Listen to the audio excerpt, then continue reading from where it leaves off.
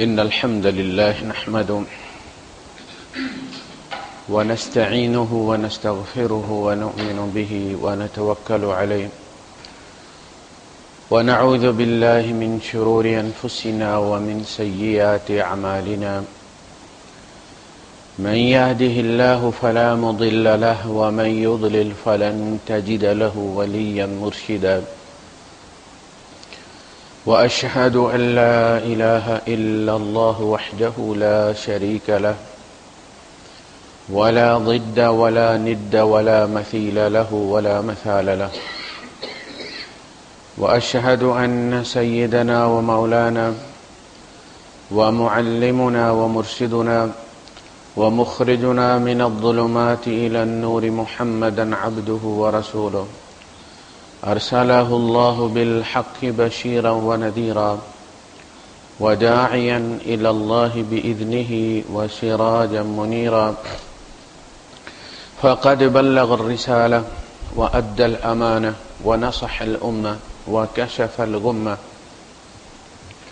فترك أمته على المحجة البيضاء ليلها كنهارها لا يزيغ عنها إلا هالك اللهم صل وسلم وبارك عليه وعلى آله وأصحابه وأزواجه وذرياته وأهل بيته أجمعين أما بعد فأعوذ بالله السميع العليم من الشيطان الرجيم بسم الله الرحمن الرحيم يا بني إسرائيل اذكروا نعمتي التي أنعمت عليكم وأوفوا بعهدي أوف بعهدكم وإياي فارهبون صدق الله العظيم رب اشرح لي صدري ويسر لي أمري واحلل عقدة من لساني يفقهوا قولي آمین یا رب العالمین۔ بنی اسرائیل چونکہ ہم سے پہلے امت مسلمہ تھے اور ان میں ہزاروں کی تعداد میں نبی آئے اور آخری نبی کی بشارت انہیں دی گئی تھی اور نشانیاں بھی بتائی گئی تھیں۔ اسی کی امید میں پھر یہ مدینے کھجوروں والی سرزمین میں آ کر انہوں نے قیام کیا تھا کہ یہاں اس نبی کا ظہور ہوگا، لیکن انہیں امید یہ تھی کہ وہ بنی اسرائیل میں سے ہوگا۔ بنی اسماعیل کا انہوں نے سوچا ہی نہیں تھا۔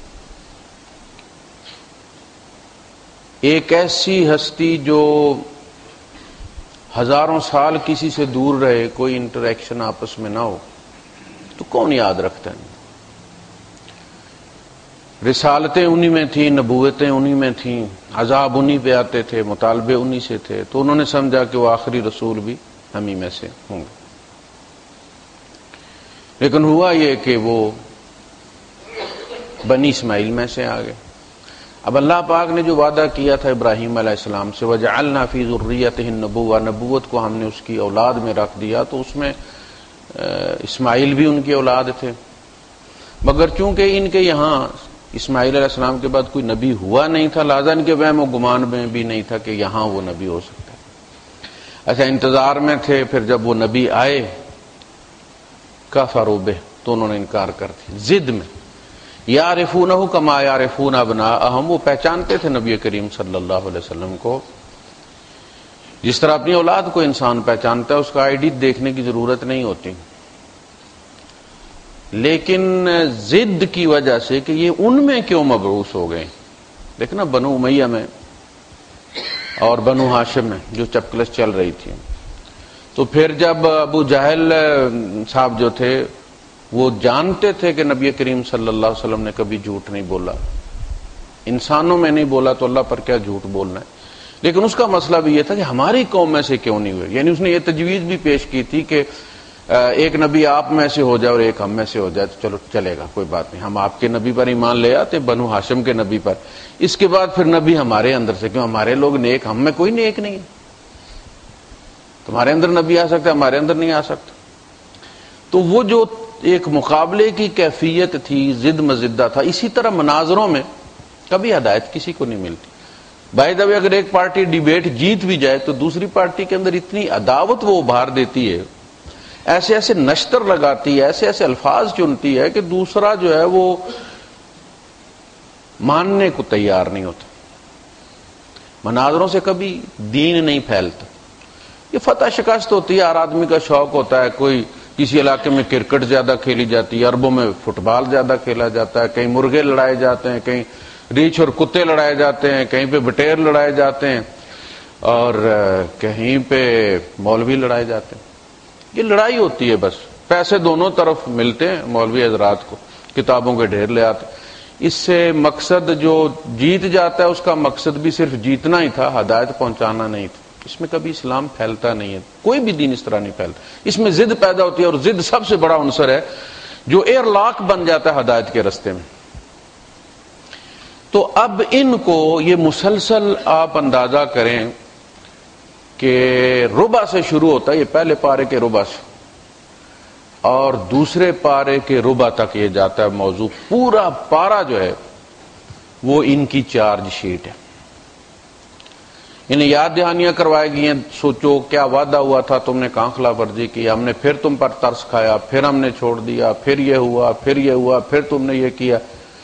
اور پھر دوسرا پارا شروع ہوا تو نبی کریم صلی اللہ علیہ وسلم کو فرمایا کہ اب ہم نے آپ کو ایک انڈیپینڈنٹ قوم بنا دی ہے، آپ اپنا قبلہ اختیار کر لیں۔ پہلے ان کے قبلے کی طرف ہی منہ کر کے نماز پڑھتے تھے تاکہ ایک کلچرل ہوموجینٹی پیدا ہو جائے، ایک یکسانیت پیدا ہو جائے، یہ ہمیں اپنے آپ میں سے ہی سمجھیں، ضد کا عنصر ان میں سے ختم ہو جائے اور یہ راہ ہدایت پر آ جائیں۔ لیکن ان کے اندر وہ ختم ہوا نہیں، تو اللہ پاک نے ان کو ٹرمینیٹ کر کے فرمایا وَكَذَلِكَ جَعَلْنَاكُمْ أُمَّةً وَسَطًا، لو نئی امت بن گئی، نئی امت بنی ہے تو پھر اس کا قبلہ بھی نیا ہوگا۔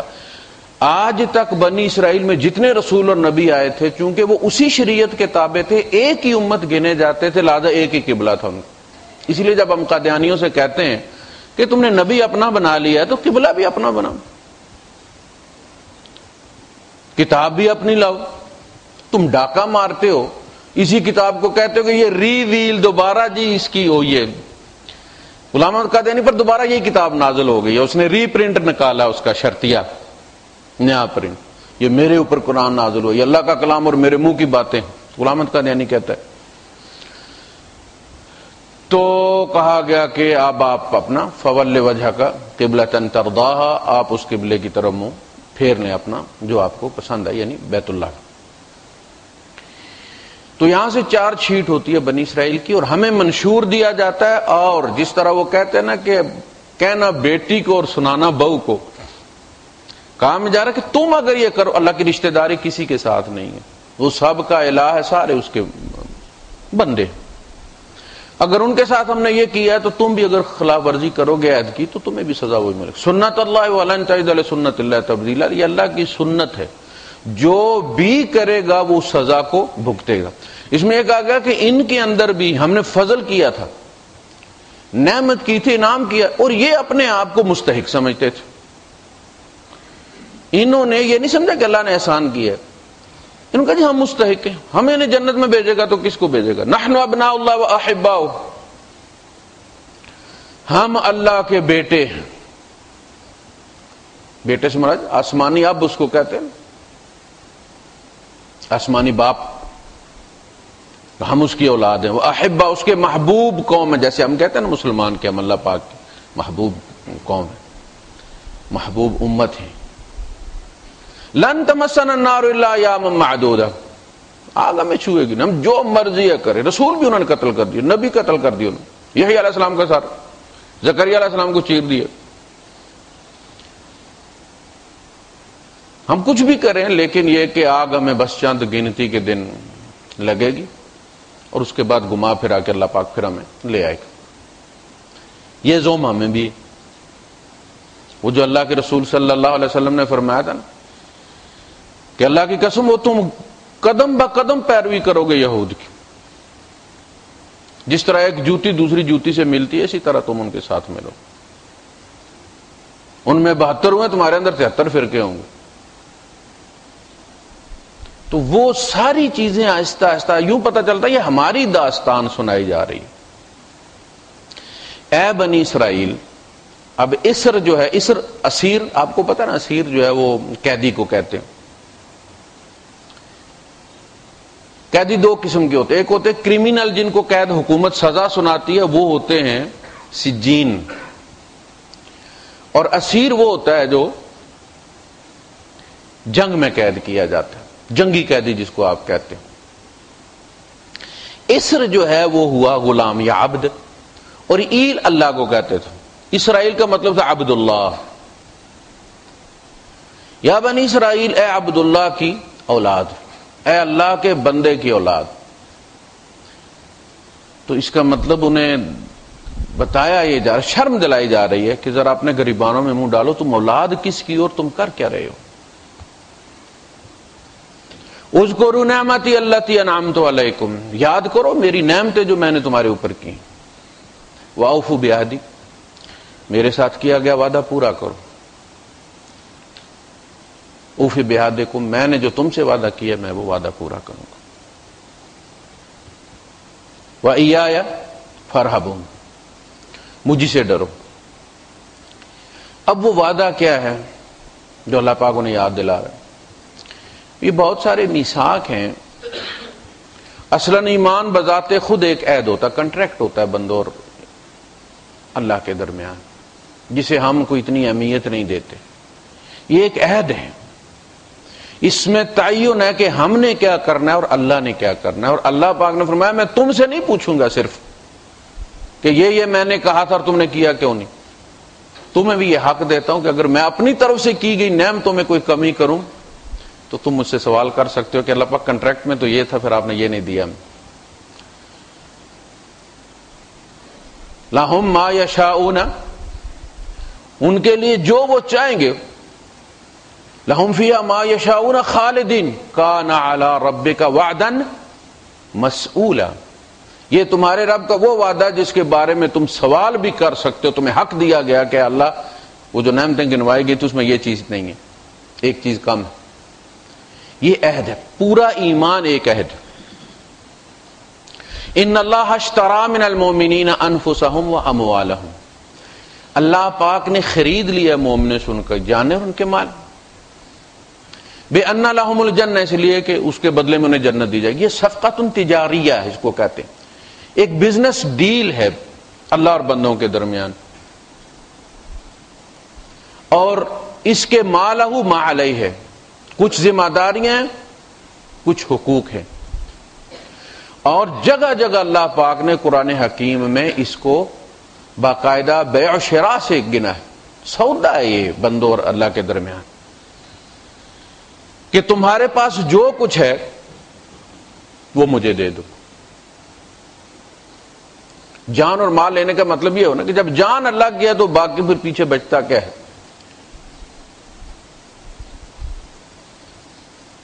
تو کہیں فرمایا حل ادلکم علی تجارت تنجیکم من عذاب علیم، کیا میں تمہیں وہ بزنس نہ بتاؤں، وہ تجارت نہ بتاؤں. لفظ تجارت چونکہ انسان بزنس مائنڈڈ مخلوق ہے نا، تو تجارت کا لفظ اس لیے استعمال، کان کھڑے ہو جاتے ہیں.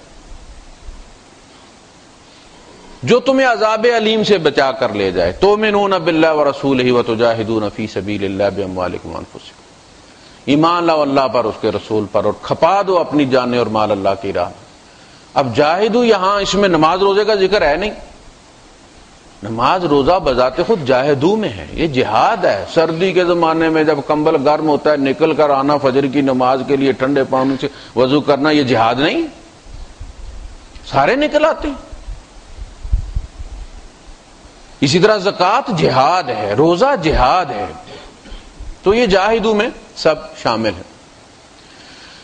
بنی اسرائیل سے یہ عہد لیا گیا تھا جس کو اللہ پاک نے، جب موسیٰ علیہ السلام گرے بے ہوش ہو کے اور پھر ہوش آئی، توبہ کی، اللہ پاک نے معاف کیا، تو انہوں نے کہا کہ چلو اب اللہ کا موڈ ٹھیک ہوا ہے تو اس میں کچھ اور چیزیں بھی لے لیتے ہیں اللہ پاک سے.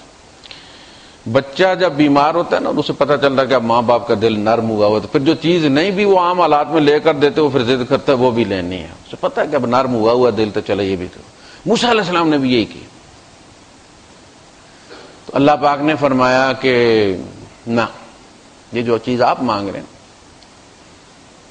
وہ کسی اور کی امانت ہے. وَرَحْمَتِي وَسِعَتْ كُلَّ شَيْءٍ، ویسے تو رحمت میری ہر چیز کا احاطہ کیے ہوئے، اسی نے تمہیں بخشا ہے، معاف کیے. فَسَأَكْتُبُهَا لِلَّذِينَ يَتَّقُونَ وَيُؤْتُونَ الزَّكَاةَ وَالَّذِينَ هُمْ بِآيَاتِنَا يُؤْمِنُونَ الَّذِينَ يَتَّبِعُونَ الرَّسُولَ النَّبِيَّ الْأُمِّيَّ الَّذِي يَجِدُونَهُ مَكْتُوبًا عِندَهُمْ فِي التَّوْرَاةِ وَالْإِنْجِيلِ يَأْمُرُهُمْ بِالْمَعْرُوفِ وَيَنْهَاهُمْ عَنِ الْمُنكَرِ وَيُحِلُّ لَهُمُ الطَّيِّبَاتِ وَيُحَرِّمُ عَلَيْهِمُ الْخَبَائِثَ وَيَضَعُ عَنْهُمْ إِصْرَهُمْ وَالْأَغْلَالَ الَّتِي كَانَتْ عَلَيْهِمْ فَالَّذِينَ آمَنُوا بِهِ. پہلے نبی کی اللہ پاک نے تعریف کی، نعت کہی کہ میں تو یہ ان کے لیے میں نے لکھ رکھا ہے، ایسے رجسٹری کر دیا میں نے رحمت عامہ ان کے لیے، اس لیے کہ وَمَا أَرْسَلْنَاكَ إِلَّا رَحْمَةً لِلْعَالَمِينَ. وہ رحمت جو ہے وہ نبی کریم صلی اللہ علیہ وسلم. جو لوگ الذین یتبعون الرسول النبی، جو اتباع کریں گے اس رسول اس نبی کا. اچھا یہ رسول اور نبی دو الگ چیزیں. نبی کو شہید کر دیتی رہی ہیں امتیں اور بچ جاتی رہی ہیں. رسول ہے نا، نبی، ہر رسول نبی ہوتا ہے لیکن ہر نبی رسول نہیں ہوتا. رسول کی رسالت کا لازماً نتیجہ نکلتا ہے عدالت لگتی ہے اور سزا سنائی جاتی اور اس قوم کو فارغ کر دیا جاتا ہے. کتب اللہ لأغلبن انا ورسلی، اللہ نے یہ لکھ رکھا کہ یقیناً میں اور میرے رسول، نبی نہیں میرے رسول غالب آ کر رہیں گے. لہذا جو بھی رسول ہوا اس کی قوم اس کو جھٹلانے کے بعد کبھی بھی باقی نہیں بچ. فرمایا کہ لم یغنوا فیہا، ہم ایسے ان کو صاف کرتے ہیں جیسے یہاں بستے ہی نہیں تھے کبھی.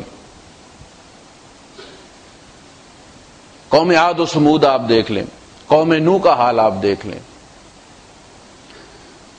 تو جو اس نبی اور رسول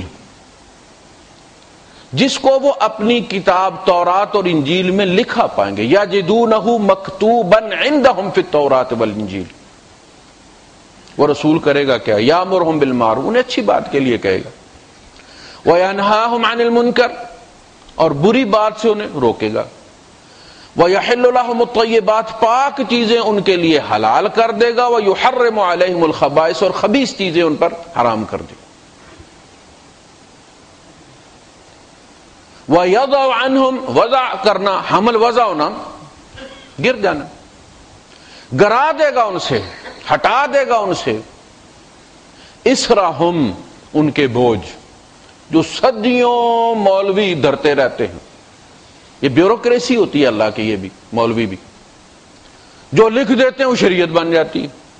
بڑا ظلم کرتے ہیں. اس لیے قرآن حکیم میں جتنی مذمت علماء سو کی گئی، شیطان کی نہیں کی گئی. پورے قرآن میں شیطان پر صرف اللہ کی لعنت ہے. علیک لعنتی گن کر کا ہے، تم پر ہے میری لعنت. ان پر کیا کہا؟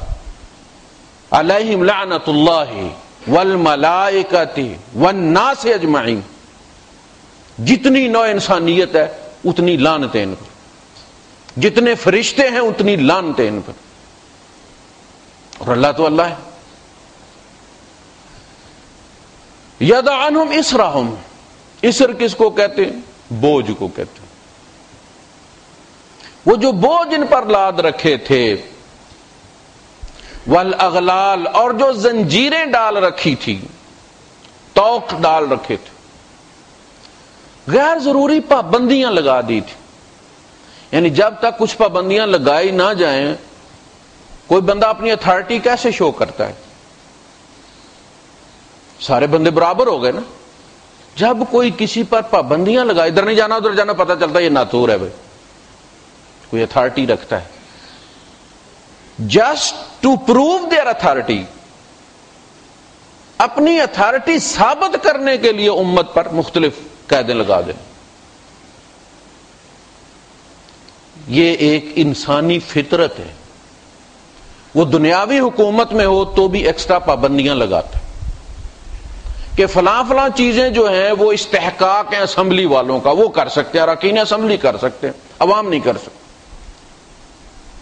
یہ ریڈ سگنل میں سے بھی گزر سکتے ہیں، عوام نہیں گزر سکتے.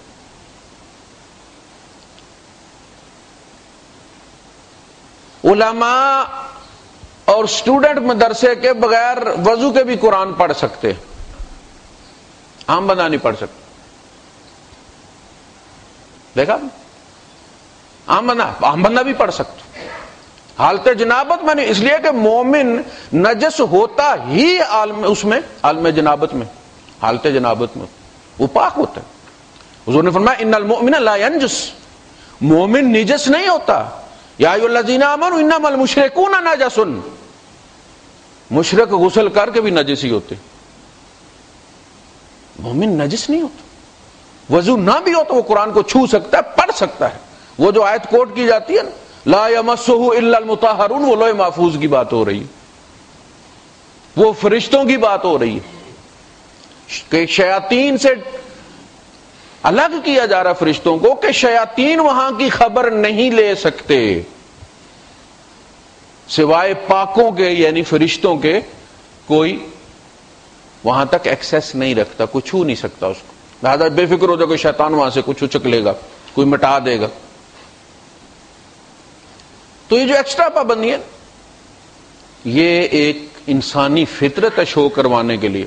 وہ جو داڑھ کا دم کرتے ہیں، کیا کہتے ہیں، کوئی چیز کھانی چھوڑ دو جی امرود چھوڑ دیے، زندگی بھر اب نہیں کھانی، موٹا گوشت چھوڑ دیے جی، فلاں چیز چھوڑ. اب اس پابندی لگنے سے بندہ سمجھتا ہے کہ کوئی ٹھیک ٹھاک کام ہوا ہے. بھائی انسانی فطرت ہے نا، جب تک وہ تعویذ لکھنے والا موخ نہ لے، پیسے نہ لے، تو تعویذ لکھوانے والے کا یقین بندتا نہیں ہے کہ تعویذ کچھ کرے گا. یہ بھی فطرت. دوا جتنی سستی ہوتی ہے یقین اتنا کم ہوتا چلا جاتا ہے. بھائی کتنے کی دوائی لائے ہو جی؟ حکیم صاحب نے کتنے پیسے جی؟ 20 روپیے. 20 دکھا کر عام آمنا پہ. ڈاکٹر صاحب نے 1000 روپے اپنی فیس لی ہے، 2000 کی دوائیاں آ گئی. اب مزہ آئے گا نا، آرام آتا ہے کہ نہیں آتا، پیسے لگے نہیں. یہ انسانی فطرت ہے. اور وہ ماہرین نفسیات ہوتے ہیں، یہ جو پیر شیر ہوتے ہیں نا مولوی، ماہرین نفسیات ہوتے ہیں، کھیلتے ہوتے خود پابندیاں لگاتے. وَيَضَعُ عَنْهُمْ إِسْرَهُمْ وَالْأَغْلَالَ الَّتِي كَانَتْ عَلَيْهِمْ، اور وہ طوق جو ان پہ ڈالے گئے تھے ان کے گلوں میں وہ نبی اتار دے گا. اللہ کے رسول صلی اللہ علیہ وسلم کو کسی نے کہا کہ اللہ کے رسول میں نے ایک غار دیکھا ہے. مسند احمد کی 8ویں جلد میں یہ حدیث لکھی ہوئی ہے.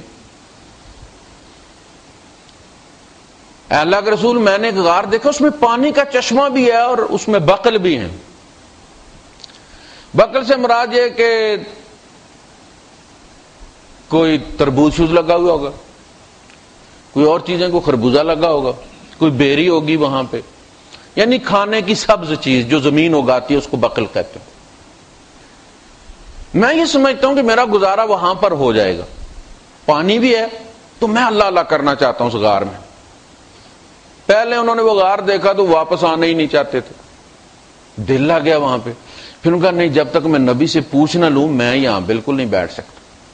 آئے اور آ کے پوچھا کہ اگر آپ اجازت دیں تو میں پھر اس غار میں بیٹھ جاؤں. گناہ کوئی نہیں ہوگا بھائی، حرام کا ڈاری کوئی نہیں، پانی زمین کا پی رہے ہیں، بیر کھا رہے ہیں، کچھ اور چیزیں اگا لیں گے وہاں پہ. وہ اللہ کے رسول صلی اللہ علیہ وسلم نے فرمایا میں راہب بنا کر نہیں بھیجا گیا، اور میرا دین رہبانیت اور میری تعلیم رہبانیت اور ترک دنیا نہیں ہے.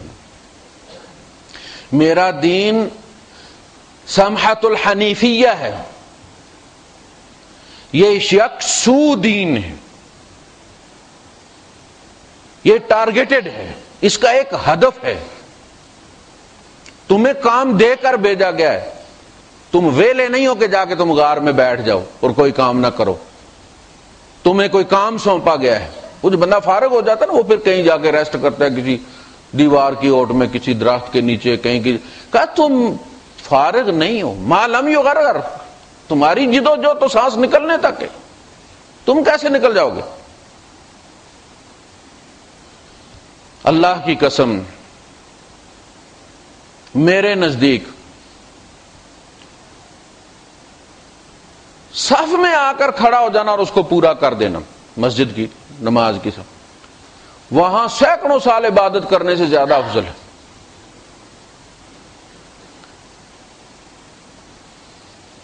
تو یہ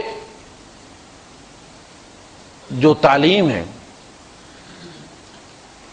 یہ جو توق ڈالے گئے ہیں، ہمیں باقاعدہ ایک دین دے کر دے گا۔ اب یہ نبی کا تعارف ہو گیا نا کہ اللہ کے رسول صلی اللہ علیہ وسلم نے بڑا سادہ دین دیا، عقائد دیے ہیں تو انگلیوں پر گن کر دیے۔ یہ باقی جو اتنی اتنی موٹی کتابیں لکھی گئی ہیں نا، یہ جب ہمارا پالا پڑا نا آ کر فلسفیوں سے، روما والوں سے، جہاں فلسفے اگتے تھے، سوالات اٹھائے جاتے تھے، تو ہمارے علماء نے مجبوراً ان کا جواب دینے کے لیے اس کا رد کیا۔ ہمارے ایمانیات میں 7 چیزیں شامل، اللہ کی کنہ کا سوال ہی نہیں، کیسا ہے، کیا کرتا ہے، کس طرح، یہ چیزیں آمنت باللہ وملائکتہ وکتبہ ورسلہ والیوم الآخر والقدر خیرہ وشرہ من اللہ تعالی والبعث بعد الموت، بات ختم۔ یہ ایمانیات جو ان کا اقرار کرتا ہے وہ مومن ہے۔ اب مسلم 5 چیزیں ہیں، بنی الاسلام علی 5، اسلام کی بنیاد 5 چیزیں، جو وہ 5 چیزیں اس کو کہتے ہیں ضروریات 5۔ اسلام ثابت کرنے کے لیے 5 ضروری چیزیں، ضروریات 5۔ وہ نماز ہے، شہادتین، نماز، روزہ، زکوٰۃ اور حج، جو ان کا اہتمام کرتا ہے۔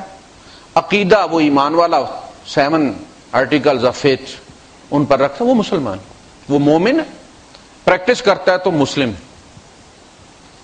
اگر ایمان ان پر رکھتا ہے لیکن اسلام پریکٹس نہیں کرتا، ضروریات 5 میں سے کچھ چیزیں چھوڑ دیتا ہے، مجرم ہے۔ یہ اس شخص کی طرح ہے جس کی انٹری تو کسی ملک میں لیگل ہوتی ہے لیکن پھر آگے پیچھے ہو جاتا ہے، لانچ سے نہیں آیا، ویزے پر ہی آیا ہے، اسلام میں داخل ہوا ہے لیکن پھر ڈیوٹی نہیں دی، آگے پیچھے ہو گئے، پتاکا بنوایا، نہ سے گیا، پھر آتا ہے یہاں لیبر اسی طرح کرتا، اس نے پتاکا بنوایا ہے ایمانیات کا، اور پھر کپڑے پلیت ہو گئے، نماز کیوں نہیں پڑھتے، کپڑے پلیت ہیں۔ تو اکثر بیشتر گھروں میں یہ کپڑے پلید چلتے ہیں، حالانکہ سب سے پہلے جو پوچھا جائے گا قیامت کے دن وہ نماز کے بارے میں پوچھا جائے گا، آگے سے نماز کے حکم آ رہے۔ اول ما یسأل بہ العبد یوم القیامت الصلاۃ، قیامت کے دن عبادات میں سب سے پہلے جو پوچھا جائے گا وہ نماز کے بارے میں پوچھا۔ ان صلحت صلح الاعمال کلها، اگر یہ ٹھیک نکلی تو سارے اعمال ٹھیک نکلیں گے، ان میں ڈسکاؤنٹ مل جائے، کوئی نہیں، چلو۔ وَإِنْ فَسَدَتْ، اگر اسی پہ ہی پکڑا گیا، اسی میں مجرم ثابت ہو گیا تو سارے اعمال غارت چلے گئے۔ العہد بیننا وبینہم الصلاۃ، ہمارے اور کافروں کے درمیان نماز کا فرق ہے، من ترکھا فقد کفر، جس نے اس کو چھوڑ دیا اس نے کفر کیا۔ اب کہتے ہیں کہ اگر مان رہا ہے کہ نماز فرض ہے، بس میرے کپڑے پلیت ہیں، تو کہتے ہیں کہ فاسق ہے، کافر نہیں ہے۔ ہاں اگر کہتے ہیں کہ نماز فرض ہی کوئی نہیں ہے، پھر کافر بھی ہو گئے، اب وہ نماز کا منکر ہو گئے۔ پہلے عملی کمزوری تھی، اب ایمانی کمزوری ہو گئی ہے، ایمان سے خارج ہو گئے، یہ ڈسکاؤنٹ دیا، لیکن نتیجہ وہی نکلتا کہ نماز نہیں پڑھنی، ایسے ہو یا ویسے ہو، نماز نہیں پڑھنی۔ اور نماز پہلا حکم ہے، ہر نبی کو یہی دیا۔ موسیٰ علیہ السلام کی جب اللہ پاک سے ملاقات ہوئی، بنی اسرائیل نماز چھوڑ گئے تھے، ان میں سے ایک فرقہ تو یہ مانتا تھا کہ نماز کا حکم ہی نہیں دیا موسیٰ علیہ السلام نے، کہا جیسے ہمارے غلام احمد پرویز صاحب کہتے ہیں کہ اسمبلی کا اجلاس ہی نماز ہے، وہ کہتے ہیں کہ آواز دیتے ہیں الصلاۃ قائمہ، نماز کھڑی ہو گئی ہے، تو لوگ گھروں سے نکل آتے تھے، پتہ چلتا تھا آج کوئی مشورہ ہونا ہے۔ حضور کے زمانے میں جب کوئی مشورہ کرنا ہوتا تھا، لوگوں کو بلانا ہوتا تھا، تو کہا جاتا تھا کہ اعلان کیا جاتا نماز کھڑی ہو گئی۔ لوگ آتے تھے آ کے وہ تحیات المسجد پڑھتے تھے 2 رکعت اور بیٹھ جاتے تھے، اور اس کے بعد حضور اپنی بات کرتے تھے جو مشورہ لینا ہوتا۔ وہ کہتے ہیں جی جب اسمبلی کا اجلاس ہوتا ہے تو وہ الصلاۃ قائمہ ہو جاتی ہے۔ اچھا اسی طرح یہود میں بھی ایک فرقہ تو کہ سرے سے نماز کا ہی منکر تھا، اور دوسروں نے آہستہ آہستہ سستی کی، ان کے کپڑے پلیت ہو گئے، آہستہ آہستہ چھوڑ گئے وہ۔ حالانکہ اللہ پاک نے جب موسیٰ علیہ السلام سے پہلی ملاقات ہوئی تھی، پہلی ملاقات میں ہی کہا تھا اننی انا اللہ لا الہ الا انا فاعبدنی واقم الصلاۃ لذکری، میری بندگی کرو اور میری یاد کے لیے نماز قائم کرو، یہ پہلے حکم تھا۔ اچھا عہد جو ان سے لیا گیا اس میں بھی نماز شامل تھی، لئن اقمتم الصلاۃ، دیکھیں عہد کی پہلی شرط یہ کہ نماز، اللہ پاک نے جو عہد لیا نا ان سے سورہ المائدہ میں، یہود کو بڑا رگید ہے اللہ پاک نے سورہ المائدہ میں کہا کہ میں نے جو تم سے عہد کیا تھا، لئن اقمتم الصلاۃ، اگر تم نے نماز قائم کی یا قائم کرتے رہے، وآتیتم الزکاۃ، اور زکات دیتے رہے۔ اچھا زکات ان میں جاری تھی، نماز چھوڑ دی تھی انہوں نے اور زکات جاری تھی، لیکن اس کا مصرف انہوں نے تبدیل کر کے اپنے مدارس کی طرف کر لیا تھا۔ ان کے یہاں جو زکات کا حکم ملتا بھی ہے اولڈ ٹیسٹامنٹ کے اندر، تو اس میں رہبان علماء کا ذکر ہے کہ ان کو زکات دی جائے گی، فقراء اور مساکین ٹوٹلی ہے ہی نہیں، مینشن ہی نہیں اس میں۔ تو زکات کا رخ انہوں نے اپنی طرف کر لیا تھا۔ زکات اگر وہ منع کر دیتے تو پھر مدرسے کیسے چلتے ان کے، وہ تو ان کی مجبوری تھی، فائنانشل شارگ کاٹنی تھی انہوں نے، لہذا زکات انہوں نے باقی رکھی مگر اس کا رخ اپنی طرف پھیر لیا، نماز صاف کر گئے وہ۔ لئن اقمتم الصلاۃ وآتیتم الزکاۃ وآمنتم برسلی، اگر تم نماز پڑھتے رہے، زکات دیتے رہے، اور جو بھی بعد میں رسول آتے رہے تم ان کی پیروی کرتے رہے، ان پر ایمان لاتے رہے، یعنی جس یہودی کے زمانے میں کوئی رسول ہو، چونکہ وہاں پے در پے رسول ہے، کبھی بھی ان میں گیپ نہیں ہوا، ہمیشہ ایک نبی دوسرے نبی سے ٹیک اوور کرتا رہا، اور بیک وقت کئی نبی رہے، یعنی ان نبیوں کی حالت ان میں یہ تھی جیسے ہمارے یہاں مولویوں کی، یعنی ہر بستی میں ایک نبی ہوتا تھا۔ حضرت زکریا نبی ہیں، حضرت یحییٰ نبی ہیں، حضرت عیسیٰ نبی ہیں، حضرت ابراہیم نبی ہیں، حضرت لوط نبی ہیں، اور بستیاں بھی قریب قریب ہیں، پہاڑی پر چڑھ کے دیکھو تو حضرت لوط کی بستی نظر آتی تھی ابراہیم علیہ السلام کو۔ پہلا جو وقفہ فترہ جس کو کہتے ہیں فترۃ الوحی، وہ حضرت عیسیٰ علیہ السلام کے بعد آیا، 571 سال کا وقفہ پڑا اور پھر نبی کریم صلی اللہ علیہ وسلم تشریف لائے۔ 571 ہجری میں عیسوی میں آپ کی ولادت ہوئی۔ تو جو اس زمانے میں جو بھی یہودی اس زمانے میں رسول پائیں وہ اس پر ایمان لائیں۔ وآمنتم برسلی وعزرتموہم، ان کی توقیر کرے اور ان کی پشت کو مضبوط کرے، یہ عہد ہے، تم ان کی مدد بھی کرو گے توقیر بھی کرو گے۔ وَأَقْرَضْتُمُ اللَّهَ قَرْضًا حَسَنًا، اور تم اللہ کو قرض حسنہ دیتے رہے، تو میں کیا کروں گا، یہ عہد ہے نا۔ لَئِنْ أَقَمْتُمُ الصَّلَاةَ وَآتَيْتُمُ الزَّكَاةَ وَآمَنْتُمْ بِرُسُلِي وَعَزَّرْتُمُوهُمْ وَأَقْرَضْتُمُ اللَّهَ قَرْضًا حَسَنًا، زکات قرض حسنہ نہیں، زکات کا ذکر پہلے ہو گیا، یہ نئی شک ہے معاہدے میں کہ پھر اس رسول کی مدد میں جو پیسہ لگے گا وہ قرض حسنہ ہے، وہ میرے اوپر قرض ہے تمہارا۔ یہ دو مدیں ہیں۔ جب اللہ کہتا من ذا الذی یقرض اللہ قرضا حسنا، تو اس سے مراد یہ نہیں ہے کہ زکات دو، اس کی الگ مد ہے۔ والذین فی اموالہم حق معلوم للسائل والمحروم، وہ جن کے مالوں میں معلوم حق، اس کی پرسنٹیج معلوم ہے، وہ 2.5%، وہ زکات ہے۔ قرض حسنہ کی کوئی پرسنٹیج مقرر نہیں ہے. حضرت ابو بکر صدیق رضی اللہ تعالیٰ 100% صاف کر کے لے آئے تھے جھاڑو دے کے. عمر فاروق رضی اللہ تعالیٰ نے 50% لائے تھے. وہ تو جتنا کسی کا دل کرتا ہے اتنا دے, جتنا گڑ ڈالے گا اتنا میٹھا. اوفو بعہدی, میرے وعدے کو وفا کرو, لاؤ ایمان اس رسول پر. شک تھی نا اس معاہدے کی جو میرے اور تمہارے درمیان تھا. وَأَقْرَضْتُمُ اللَّهَ قَرْضًا حَسَنًا لَا أُكَفِّرَنَّ عَنْكُمْ سَيِّئَاتِكُمْ وَلَأُدْخِلَنَّكُمْ جَنَّاتٍ تَجْرِي مِن تَحْتِهَا الْأَنْهَارُ. میں یقیناً اپنی طرف سے پھر میں یہ کروں گا کہ تمہاری ساری خطائیں معاف کر دوں, ساری کوتاہیاں معاف کر دوں گا, اور میں یقیناً تمہیں داخل کر کے رہوں گا ان جنات میں جن کے دامن میں نہریں بہتی. یہ اللہ کا وعدہ. یہ ہے وہ عہد کہ بنی اسرائیل وہ رسول آ گئے, اب تمہارے عہد کا امتحان آ گیا ہے. ایمان لاؤ ان پر اور جان اور مال کھپا دو, ان کے ساتھ لگا دو اعلاء کلمت اللہ کے لیے, اس نبی کے پشت پناہی کے لیے. وَإِيَّايَ فَارْهَبُونَ, اور مجھی سے ڈرتے رہو. یہ راہب جو ہے نا, اسی سے بنا راہب, اسی سے بنا ارہاب, دہشت گردی. راہب ڈر, ٹیرر.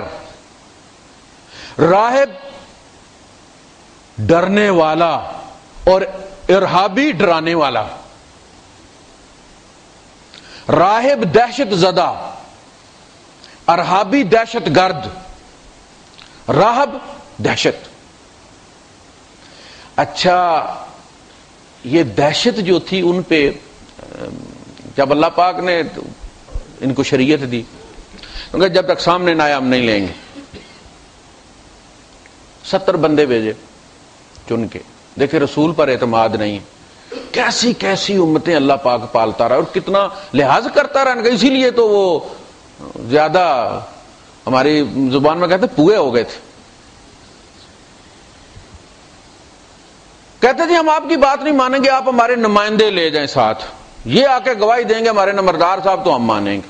آپ اندازہ کریں, 70 بندے چن کے انہوں نے دیے اپنے اپنے کونسلر کہ یہ اعتبار کے آدمی, رسول پر اعتبار نہیں ہے. دیکھیں صحابہ کا سب سے بڑا کمال یہ تھا کہ امتوں میں بہت کم ایسے لوگ ہوئے ہیں کہ جن کا ایمان صحابہ کی طرح نبی کریم صلی اللہ علیہ وسلم پر تھا. دیکھیں نا, جب بھی مجبور ہوئے تو کیا کہا, ادعو لنا ربک, اپنے رب سے ہمارے لیے مانگ. اے موسیٰ, یہ نہیں ہمارے رب سے مانگ, وہ ہمارا کہنے تک پسند نہیں کرتے تھے. ایسی بدبخت قوم. تو اپنے رب سے ہمارے لیے مانگ. تو 70 بندے بھی چلے گئے. 70 بندے جب وہاں گئے تو اللہ پاک کی آواز آئی, اللہ نے موسیٰ علیہ السلام سے کلام کیا, انہوں نے بھی سنا. تو یہ بھی آپ اندازہ کر رہے ہیں نا, پھر انہی کے چنے ہوئے تھے نا, انہوں نے ایسے ہی تو نہیں بھیجے تھے نا, یہ ان سے بھی بڑے بدبخت تھے. جو ہم اوپر چن کے بھیجتے ہیں وہ ہم سے بڑے چور ہوتے ہیں. یہ قصور ہمارا ہے, کچھ مجبوریاں ہیں, اسی لیے اللہ نے روک کے آیت کو تو کہا فَإِيَّايَ فَارْهَبُونَ, مجبوریوں سے نہ ڈرو, مجھ سے ڈرو. تو کہنے لگے موسیٰ یہ پہاڑ کی اوٹ میں کون کھڑا کیا ہوا ہے؟ لَن نُؤْمِنَ لَكَ حَتَّى نَرَى اللَّهَ جَهْرَةً, ہمیں قوم نے اس لیے نہیں بھیجا کہ ہم یہاں کے الو بن جائیں گے, کوئی پیچھے کھڑا کیا ہوئے تو انہیں اور مکالمہ ہو رہا اس کے, اور ہم جا کے کہیں گے خدا باتیں کر رہا تھا موسیٰ سے. ہم تب تک ایمان نہیں لائیں گے اور تصدیق نہیں کریں گے جب تک اللہ کو سامنے نہ دیکھے. سامنے آئے ذرا اللہ تعالیٰ. فَأَخَذَتْهُمُ الصَّاعِقَةُ, غضب بھڑکا اللہ کا اور ان کو بجلی کی چمک اور گرج نے آ, ادھر انہوں نے یہ الفاظ کہے اور ادھر ایسے جیسے زمین آسمان کانپ گئے, کومے میں چلے گئے سارے. موسیٰ علیہ السلام نے کہا اللہ پاک اب تو میرا واپس جانا بھی اب مشکل ہی ہو گیا ہے. لو شئت اہلکتہم من قبل, اگر تو نے مارنا تھا تو ان کو پہلے ہی مار سکتا تھا, تو ادھر ہی وَإِيَّایَ، اور مجھ کو بھی مار سکتا تھا. یہ بے بسی کا عالم ہے کہ اب اگر میں ان کو ساتھ لے کر نہ گیا تو قوم کیا کہے گی، مروا ہے. سچا ہوتا تو وہ تصدیق. اس کو پھر موسیٰ علیہ السلام کی دعا پر اللہ پاک نے دوبارہ انہیں ریوائیو کیا، پھر ان کی دو قومیں سے نکالا ان کو، اور پھر شریعت دی. اچھا جب شریعت دی تو پھر یہ اکڑ گئے. اس پر اللہ پاک نے پھر کوہ طور کو اٹھا کے ان کے کأنہ ذلۃ وَإِذْ نَتَقْنَا الْجَبَلَ، نتقنا ہوتا ہے جیسے آپ پھول توڑتے ہیں نا باغ سے، یہ نتق ہوتا ہے.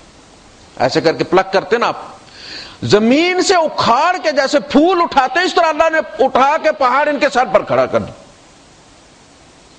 کأنہ ذلۃ، ایسے جیسے وہ چھتری ہے. خذوا ما آتیناکم بقوۃ، پکڑو. اب انہوں نے وہ پکڑ لی. وَظَنُّوا أَنَّهُ وَاقِعٌ بِهِمْ، اور انہیں یقین ہو گیا کہ پہاڑ گرنے لگا ہمارے اوپر. وہ ایک نظر پہاڑ کی طرف دیکھتے تھے اور نظر اس کتاب کی طرف دیکھتے تھے، وہ جو لوح تھی ان کے پاس. اچھا اب ان کی کتاب پڑھنے کا انداز دیکھیں آپ کیا. وہ جو ٹیرر ان میں آیا نا، دہشت، وہ ایک دفعہ اوپر دیکھتے تھے، ایک دفعہ اس کی طرف، ایک دفعہ اوپر دیکھتے تھے، ایک طرف کانپ رہے تھے.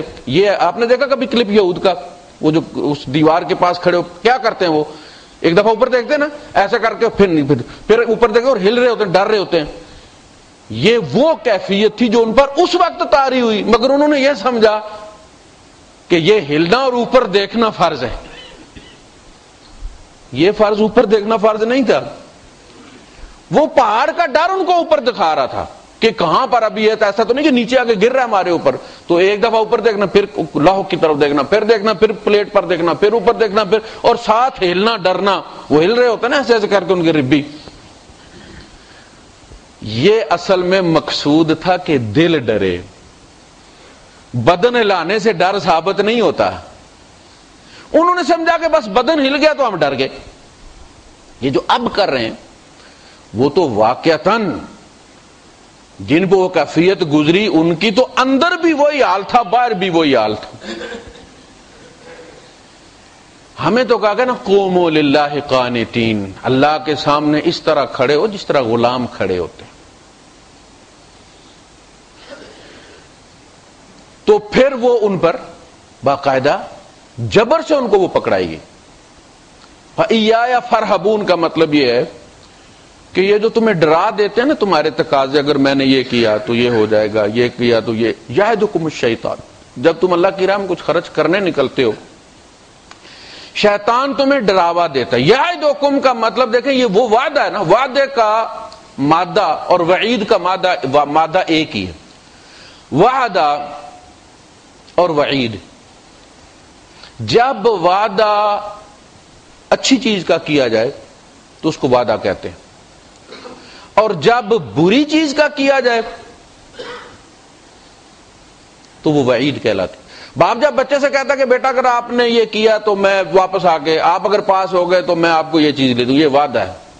اور پتر اگر تم فیل ہو گئے میں تمہاری چمڑی اتار لوں گا، تو اس کو وعید کہتے ہیں. دونوں پرومس ہی ہیں، ہے وعدہ ہی ہے، لیکن ایک میں چونکہ انجام برے انجام سے ڈرایا جا رہا ہے وہ وعید ہو گئی.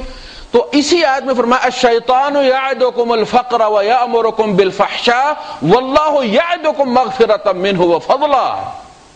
جب تم اللہ کی راہ میں خرچ کرنا چاہتے ہو تو شیطان تمہیں ڈراوا دیتا ہے اور بے حیائی کا رویہ اختیار کرنے کا حکم دیتا ہے، راہ سجھاتا ہے تمہیں کہ اللہ مانگ رہا اور تم ہاتھ پیچھے کر. یہ بے حیائی کا رویہ ہے نا. اور تم یہ کتنے دن چل جائے گا جو تمہارے پاس ہے، تم نے کیا سمجھا ہے؟ ایک بیماری تمہارے گھر میں گھس جائے نا تو صرف یہ بینک بیلنس نہیں، جائیدادیں بھی بک کے لگ جاتی ہو تو بھیک مانگنے پر مجبور ہو جاتے ہو. تم کیا سمجھ رہے ہو؟ تم اس پہ چلا لو گے، جبکہ اللہ تمہیں اپنی عطا اور اپنے فضل کا وعدہ کر رہا ہے کہ دینے سے کبھی کم نہیں ہوگا، میں تمہیں 10 سے لے کر 700 گنا اور اس سے بھی زیادہ دے دوں گا. ایک بندہ ہے، انہوں نے کہا کہ اللہ کے رسول کچھ بچتا ہی نہیں ہے، بڑی بے برکتی ہمارے یہاں. تو کہا تویز بتائیں یا وظیفہ بتائیں. حضور نے فرمایا ابھی کچھ ہے؟ انہوں نے کہا جی ہے تھوڑا بہت مال. آپ نے فرمایا اسے اللہ کی راہ میں دے دو, صدقہ کر دو.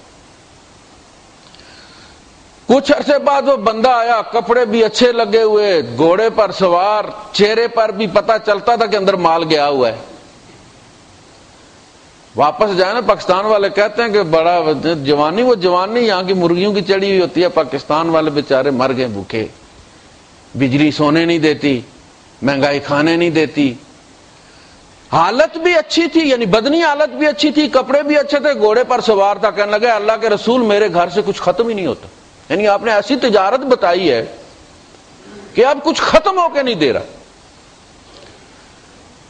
اور وہ اسرائیلیات میں موسیٰ علیہ السلام کا قصہ تو آپ نے سنا ہی ہے, کیونکہ اب بنی اسرائیل کے قصہ چل رہا ہے, تو اس میں بھی یہی ہے. بندے نے کہا جی میرا رزق اللہ پاک سے کہنا کہ جتنا بھی ہے مجھے دے دے. کتنا ہے بھائی جی؟ 1 سال کا. اللہ پاک سے ایک ہی دفعہ مجھے دے دیا. اب موسیٰ علیہ السلام کچھ عرصے بعد وہاں سے گزرے تو دیکھا جناب کہ اس کی چھتیں بھی بھری ہوئی, سین بھی بھرا, باہر بندوں کی لائن لگی ہوئی ہے. 1 سال کا ایسے ملا تھا اور اتنے سال کے بعد میں یہاں سے گزرا ہوں اور یہاں تو حالت ہی گودام بنا ہوئی. پوچھا اللہ پاک وہ بندے کا ماجرا کیا؟ اس کا رزق آپ نے بتایا تھا 1 سال کا, اور 1 سال کا دے بھی دیا تھا. کتنے سالوں بعد وہاں لائن لگی ہوئی, ڈھیر لگے ہوئے. کہا کہ موسیٰ اس نے میرے ساتھ تجارت کر لی ہے. وہ جو میں نے اس کو سال کا دیا تھا اس نے اس سال کا ہی نکال دیا پورے کا پورا, پھر ہم نے 10 سال کا اسے دے دیا. اب ہم دیتے جاتے ہیں, وہ آگے بھیجتا جاتا ہے, غریبوں میں تقسیم کرتا چلتا ہے. اب یہ وہ سلسلہ وہ 1 سال ہی چل رہا ہے. فَإِيَّايَ فَارْهَبُونَ وَآمِنُوا بِمَا أَنزَلْتُ, اور ایمان لاؤ اس کتاب پر جو میں نے نازل کی ہے. اور یہ ایسی کتاب ہے مصدقا لما معکم, جو تصدیق کرتی ہے اس کی جو تمہارے پاس. اسے تکذیب کرتی ہے کہ نہیں تورات اللہ کی کتاب نہیں ہے, یہ غلط کہہ رہے ہیں. کہا نہیں, کوئی مسئلہ ہوتا تھا نا حضور ان سے کہتے قل, اللہ پاک کہتا ہے فاتوا بالتوراۃ فاتلوها ان کنتم صادقین. اے نبی ان سے کہو کہ لے کے آؤ تورات, پڑھو میرے سامنے, تلاوت کرو اس کی. فتلوها, اس کی تلاوت کرو اگر تم سچے ہو. کہاں لکھا ہوا یہ کہ یعقوب علیہ السلام نے اونٹ حرام کیا تھا اپنے اوپر؟ انہوں نے تو منت مانی تھی کہ اگر مجھ سے یہ, انہیں عرق النساء کی بیماری تھی, انہوں نے نظر مانی اللہ پاک اگر تو میری بیماری کو درست کر دے تو میں اپنی پسندیدہ چیز چھوڑ دوں گا. وہ بدو تھے, اونٹ ان کی پسندیدہ چیز تھی, انہوں نے پسندیدگی کی وجہ سے اپنے سیکریفائی کیا کہ اپنی ایک محبوب چیز اللہ کی خاطر چھوڑ دوں. انہوں نے اونٹ کو اس طرح حرام کر دیا جس طرح ہمارے یہاں خنزیر حرام ہے, اور جس طرح ہمیں کیا آ جاتی ہے نا خنزیر کا نام سن کر, انہیں اونٹ کا نام سن کر آ جاتا. انہوں نے حرام کر لیا. اسی لیے جب نبی کریم صلی اللہ علیہ وسلم نے شہد نہ پینے کی قسم کھائی تو اللہ پاک فوراً حرکت میں آیا کہ یہ تو بنی اسرائیل کی طرح حرام کر لے گی امت. یہ سورہ التحریم نازل ہوئی, یا ایھا النبی. پہلے آیتیں شروع ہوتی ہیں نا صورتیں, حامیم تنزیل الکتاب من اللہ العزیز العلیم, حامیم تنزیل الکتاب من اللہ العزیز الحکیم, حامیم عین سین قاف. نہیں, ڈائریکٹ شروع ہوئی ہے یا ایھا النبی لما تحرم ما احل اللہ لک. وہ کیوں حرام کرتے ہو جو اللہ نے حلال کیا آپ کے لیے؟ تبتغی مرضات ازواجک, بیویوں کی رضامندی کے لیے. تو وہ پھر حضور سے کہا گا کہ آپ اپنی قسم کا کفارہ دیں اور آپ یہ شہد پئیں, تاکہ بعد میں امت یہ نہ کہے جی یہ حرام ہے. اس کتاب پر ایمان لاؤ جو تمہارے ہاتھ میں کتاب ہے اس کی تصدیق کرتی ہے. وَلَا تَكُونُوا أَوَّلَ كَافِرٍ بِهِ, اور اس نبی اور اس کتاب یعنی اس کتاب قرآن کے پہلے کافر مت بنو. پہلے کافر بننے کا مطلب یہ ہے کہ ویسے تو پہلے مکے والوں نے جھٹلایا اللہ کے رسول صلی اللہ علیہ وسلم کو اور قرآن کو, لیکن انہوں نے ایک تو من حیث القوم نہیں جھٹلایا, ان میں سے بہت سارے لوگ ایمان بھی لے آئے نبی کریم صلی اللہ علیہ وسلم پر, جبکہ یہود نے من حیث القوم ریجیکٹ کیا اس کو. دوسری بات یہ کہ مکے والے اہل کتاب نہیں تھے, وہ ان چیزوں سے واقف نہیں تھے, ان کے لیے یہ ایک اوپری بات تھی. ان ھذا لشیء عجاب، یہ تو بڑی سٹرینج چیز ہے. ان کے لیے واقعتاً یہ سٹرینج چیز تھی، بندے پر وہی نازل ہو رہی، جبکہ یہ تو عادی تھے اس چیز کے. اولا کافر ان کا نقصان کیا ہے کہ بعد میں جتنے آنے والے کفر کرتے ہیں چونکہ وہ ان کی دلیل پر کرتے ہیں، ان کی اتھارٹی پہ کرتے ہیں، لہذا ان کا شیئر ہوتا ہے اس میں. جو بندہ کفر کی روش چھوڑ جاتا ہے پھر پیچھے اس کی اولاد چلتی رہتی ہے کہ ساڈا پیو دادا انجے کردا رہا، اور پیو دادے کو پیچھے سے بھیج رہے ہوتے ہیں عذاب قبر میں، بجائے اس کے کہ سیدھی راہ پر آ جائیں، اپنے لیے بھی اپنے ماں باپ کے لیے بھی دعا کریں بخشش کی اللہ پاک سے. وہ ماں باپ کا حوالہ دے کے ان کو مزید عذاب میں گرفتار کروا دیتے. تو اولا کافر بہت بڑی دھمکی ہے. اولا مومن بنو، اولا مسلم بنو، جسے موسیٰ علیہ السلام نے کہا تھا میں پہلا مومن بنتا ہوں، میں پہلے ماننے والا بنتا ہوں. حضور کو کہا گیا اور آپ پہلے ماننے والے بنے. ولا تکونوا اول کافر بہ ولا تشتروا بآیاتی ثمن. ثمن یہ سے کے ساتھ جو ثمن ہے اس کا مطلب ہوتا ہے قیمت. ہماری زبان میں ترجمہ قیمت کرتے ہیں لیکن قیمت اور چیز ہوتی ہے، عربی میں اس کو قیمت کہتے ہیں. ثمن جو ہوتی ہے وہ اس کی خالص جو قیمت ہوتی ہے وہ ہے پیور، اور قیمت وہ ہوتی ہے جس میں مزدوری وغیرہ، اخراجات وغیرہ، بجلی کے بل، لائسنس کا خرچہ ڈال کے جو آپ جو ملباری بیچتا ہے نا آپ کو، وہ قیمت. وہ اپنے لائسنس کا خرچہ بھی نکالتا ہے اور بھی اخراجات جو اس کے نکالتا ہے، وہ آئی ڈی کا خرچہ بھی نکالتا ہے، وہ نظافہ والا بھی 1000 نکالتا ہے، سارے نکال کے پھر جو چیز مقرر کرتا ہے وہ قیمت ہے. قیمت میں بہت ساری چیزیں پلس ہوتی ہیں. ثمن وہ ہوتی ہے جو کھیت سے جو بیچتا ہے کسان، تو وہ ثمن ہے. آگے پھر خریدنے والا ٹرکوں کا خرچہ لگا کے اور جو بھی اس میں کر کے تو کرتا ہے وہ قیمت ہوگی. ثمن وہ ہوتی ہے کہ جو آپ دو چیزیں ہوتی ہیں، کموڈٹی اور جو آپ اس کے بدلے میں ثمن دیتے. سلع، سین لام عین، یہ جو سلع بارڈر ہے، یہاں چیزیں بکتی ہوں گی تو اس کا نام سلع رکھا ہے انہوں نے. سلع کا مطلب ہے کموڈٹی. کوئی کھجوریں لا کے رکھتا ہوگا، خربوزے لا کے رکھتا ہوگا، لوگ دور دور سے آ کے، پھر بارڈر تھا نا دونوں ملکوں کا تو وہاں بکتی ہوں گی چیزیں. سلع. تو آپ ثمن دیتے ہیں اور سلع لیتے ہیں. ثمن کی نشانی یہ ہے کہ آپ اس سے فوری فائدہ نہیں اٹھا سکتے. درم، دینار، روپیہ، سونا، چاندی. بھوک لگی ہو تو اس میں سے کوئی چیز کھا سکتے ہیں آپ؟ نہیں. پیاس لگی ہو؟ نہیں. آپ وہ ثمن دیتے ہیں، سلع خریدتے ہیں، کموڈٹی خریدتے. پیاس لگی ہے، ثمن دیتے ہیں پانی. کموڈٹی وہ ہوتی ہے کہ جو فوراً آپ کی حاجت روائی کرتی ہے. ملباری کی بوتل نہ بکے لیکن خود تو پی سکتا ہے نا، وہ سلع ہے. کسان کی گندم نہ بکے پیس کے کھا سکتا ہے، وہ سلع ہے. روپے پیس کے نہیں کھائے جا سکتے. اچھا، اللہ پاک نے یہ بتایا کہ دنیا کی زندگی ثمن ہے، آخرت سلع ہے. تم نے دنیا کی زندگی دینی ہے، آخرت کی خریدنی. والآخرۃ خیر وابقیٰ. بھائی جو چیز آپ دے رہے ہیں وہ آپ کی نظروں میں گھٹیا ہوتی ہے، جو لے رہے ہوتے ہیں وہ بڑھیا ہوتی ہے تو آپ دیتے ہیں نا. بیچنے والے کے نزدیک وہ کپڑا گھٹیا ہے، آپ کا روپیہ درہم اس کے لیے بڑھیا، اس لیے وہ دیتا ہے اور وہ لیتا ہے. آپ کے لیے روپیہ گھٹیا ہے، وہ اہم ہے کپڑا، آپ روپیہ دیتے ہیں وہ چیز لیتے ہیں آپ. کہا کہ آخرت جو ہے وہ ایک تو ہے بہترین، دوسرا ہے بڑھیا،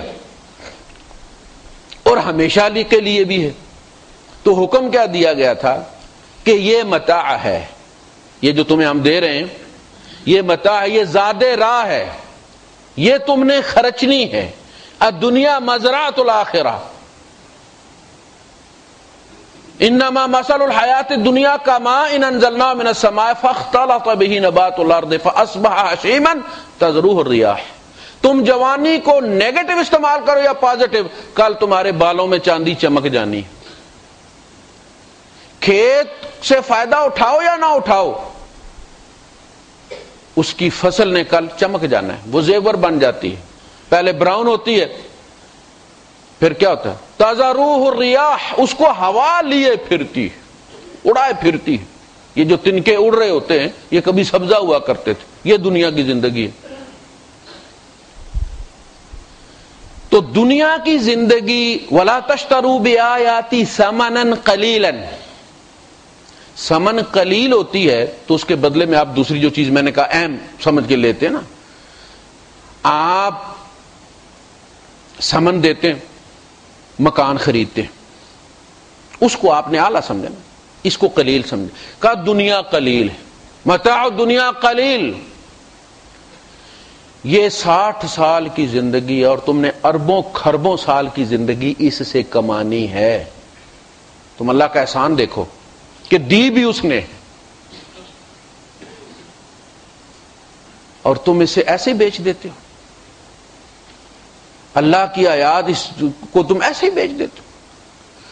یہ دے کے اللہ کی آیات کو اپنانا چاہیے تھا، تم نے کیا کیا؟ تم نے اللہ کی آیات کو بیچ دیا، اللہ کی آیات کو بیچ دیا. وَلَا تَشْتَرُوا بِآيَاتِي، اور مت خریدو، بیچو نہیں، مت خریدو میری آیتوں کے بدلے. یعنی آج جب ہوتا ہے نا بے ساتھ لگتی ہے، بالدرہم، اشتریتھا بِدرہم کذا، جس کے ساتھ بے لگتی ہے وہ ثمن ہوتی ہے، وہ آپ دیتے ہیں. ٹھیک ہے.